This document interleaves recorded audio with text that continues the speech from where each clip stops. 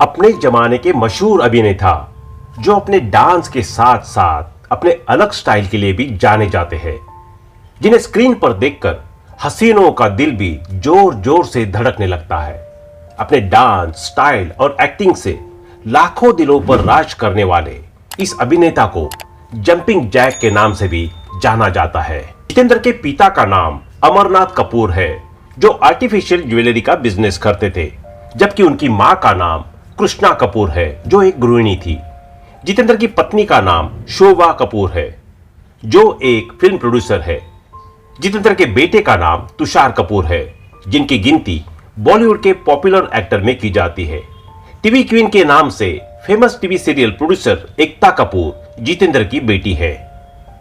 Bollywood actor Jitendra ने अपनी स्कूली शिक्षा मुंबई के Saint Sebastian Goan high school से पूरी की थी, जहां बॉलीवुड के पहले सुपरस्टार राजेश खन्ना भी उनके साथ पढ़ा करते थे और स्कूल के दिनों में दोनों बहुत अच्छे दोस्त भी थे। उसके बाद जितेंद्र ने आगे की पढ़ाई सिद्धार्थ कॉलेज मुंबई और केसी कॉलेज मुंबई से पूरी की। जितेंद्र के पिता और चाचा फिल्मों में नकली ज्वेलरी की सप्लाई करने का काम करते थे। इस वजह से जितेंद्र का अपने पिता के साथ फिल्मों के सेट पर आना जाना लगा रहता था। एक दिन अचानक उनके पिता की मौत हो गई और परिवार की सारी जिम्मेदारियां उनके ऊपर आ गई। जितेंद्र की फिल्मों में काफी दिलचस्पी थी और वे हमेशा एक्टर बनने का सपना देखा करते थे। एक दिन उन्होंने अपने चाचा से कहा कि वे उन्हें डायरेक्टर वी शांताराम से मिलवा दे। वी शांताराम उस दौर के बहुत बड़े डायरेक्टर हुआ करते थे। किसी तरह उनकी वी शांताराम से मुलाकात हुई, लेकिन उन्होंने जितेंद्र को रिजेक्ट कर दिया। लेकिन जितेंद्र ने हार नहीं मानी और वे फिल्म के सेट पर ही काम करने लगे, जिसके लिए उन्हें महीने के 100 रुपए मिलते थे। एक दिन फिल्म नवरंग का एक सीन शूट किया जाना था, जिसमें एक्ट्रेस को आगे से होकर निकलना था। वो एक्ट्रेस कोई और नहीं बल्कि डायरेक्टर वी शांताराम की बेटी संध्या थी, जो कि एक अच्छी डांसर भी थी। वी शांताराम नहीं चाहते थे कि यह काम उनकी बेटी संध्या करे, क्योंकि आग से होकर निकलने में जलने का भी रिस्क होता है। इसके लिए वे चाहते थे कि यह काम कोई बॉडी डबल कर दे। हालांकि इस काम के लिए कोई लड़की तैयार नहीं हुई। तब जितेंद्र ने इसे अपने लिए एक मौका समझा और वह इस काम को करने के लिए तैयार हो गया। जितेंद्र को लड़की के कपड़े पहनाए गए और लड़कियों की तरह उनका मेकअप भी किया गया और फाइनली उन्होंने आग से निकलने वाला इस सीन को शूट किया। इस बात से वी शांताराम बहुत खुश हुए और उन्होंने जितेंद्र से वादा किया कि मैं तुम्हें अपनी अगली फिल्म में बतौर हीरो कास्ट करूंगा। वी शांताराम ने अपना यह वादा पूरा किया। इस तरह जितेंद्र ने अपने फिल्मी करियर की शुरुआत साल 1964 में फिल्म गीत गाया पत्थर रोने से की। वो वी शांताराम के निर्देशक में बनी इस फिल्म में जितेंद्र के साथ राजश्री शांताराम मुख्य किरदार में नजर आई थी, लेकिन यह फिल्म बॉक्स ऑफिस कुछ खास कमाल नहीं कर पाई। इसके बाद जितेंद्र फिल्म गुनाहों के देवता और बूंद जो बन गई मोती में काम किया, लेकिन बॉलीवुड में उन्हें असली पहचान साल 1967 में I spy thriller film first से मिली, जिसमें बॉलीवुड की पॉपुलर एक्ट्रेस करिश्मा कपूर और करीना कपूर की मां बबीता कपूर लीड एक्ट्रेस के तौर पर नजर आई थी। इस फिल्म में जितेंद्र पर फिल्माया गया गाना मस्त बहारों का मैं आशिक काफी पॉपुलर हुआ था और इस गाने में जितेंद्र के एनर्जेटिक डांस की वजह से ही उन्हें जंपिंग जैक के नाम से भी जाना जाता है। जितेंद्र की ऑन स्क्रीन जोड़ी दिग्गज अभिनेत्री श्रीदेवी और जया प्रदा के साथ खूब पॉपुलर हुई थी। इतना ही नहीं, करीब 8 फिल्मों में जितेंद्र, श्रीदेवी और जया प्रदा तीनों साथ नजर आए थे। जितेंद्र ने श्रीदेवी के साथ 16 फिल्मों में काम किया था, जिसमें 13 फिल्में हिट रही थी।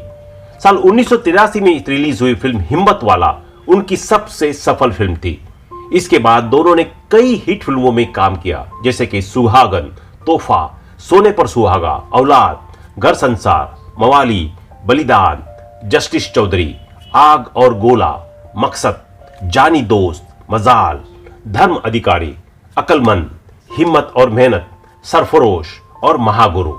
एक समय जितेंद्र और जया प्रदा की जोड़ी भी बॉलीवुड की पॉपुलर जोड़ियों में से एक थी। जितेंद्र और जया प्रदा ने 24 फिल्मों में साथ में काम किया था, जिसमें 15 फिल्में हिट रही थी।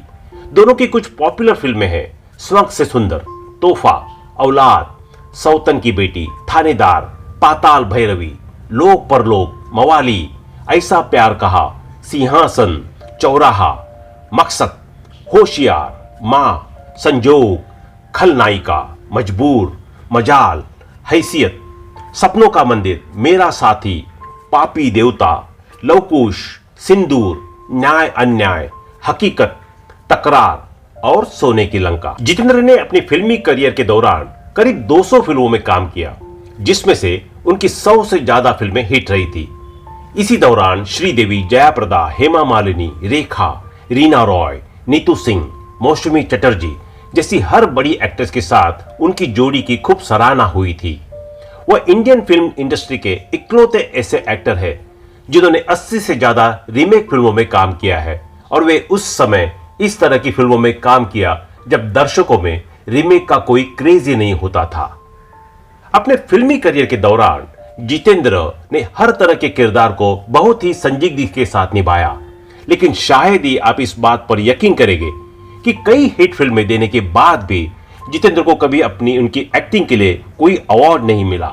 इस बात पर यकीन करना बहुत मुश्किल है कि जिस अभिनेता ने अपने करियर में कई लाइफ टाइम अचीवमेंट अवार्ड्स जीते, उन्हें कभी उनकी एक्टिंग के लिए कोई अवार्ड नहीं मिला। हालांकि साल 2000 के बाद उन्हें एक के बाद एक 7 लाइफ टाइम अचीवमेंट अवार्ड से सम्मानित किया गया। साल 2000 में उन्हें पहली बार lifetime achievement award in film personality से नवाजा गया।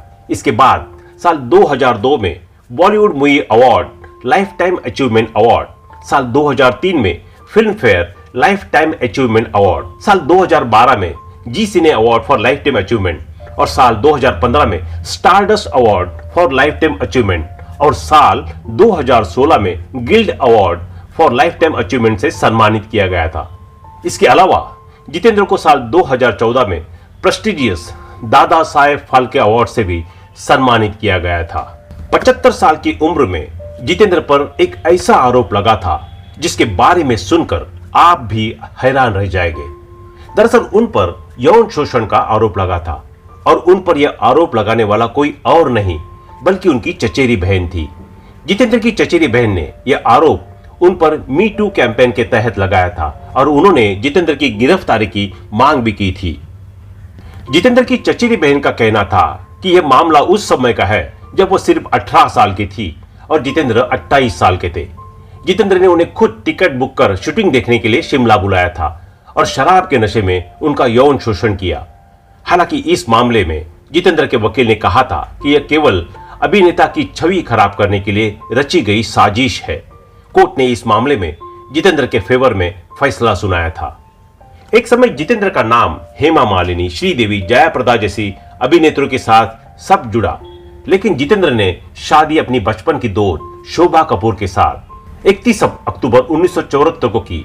जितेंद्र और शोभा कपूर एक दूसरे की शादी के बंधन में बंध गए। तो चलिए जानते हैं उनकी लव स्टोरी के बारे में। जितेंद्र और शोभा कपूर बचपन से ही एक दूसरे को जानते थे, और 14 साल की उम्र में ही शोभा कपूर को जितेंद्र से प्यार हो गया था। 16 साल की उम्र में दोनों एक दूसरे के साथ काफी समय बिताने लगे थे। जितेंद्र जब स्ट्रगल कर रहे थे तो शोभा एयर होस्टेस के तौर पर काम कर रही थी। जॉब की वजह से शोभा को अक्सर विदेश में रहना पड़ता था, और वो चाहकर भी जितेंद्र से मिल नहीं पा रही थी। एक वक्त ऐसा आया कि जब जितेंद्र एक्ट्रेस हेमा मालिनी को दिल दे बैठे थे, यहां तक कि दोनों शादी भी करने वाले थे। कहा तो यह भी जाता है कि इस वजह से शोभा कपूर और जितेंद्र के रिश्ते में भी दरार आ गई थी।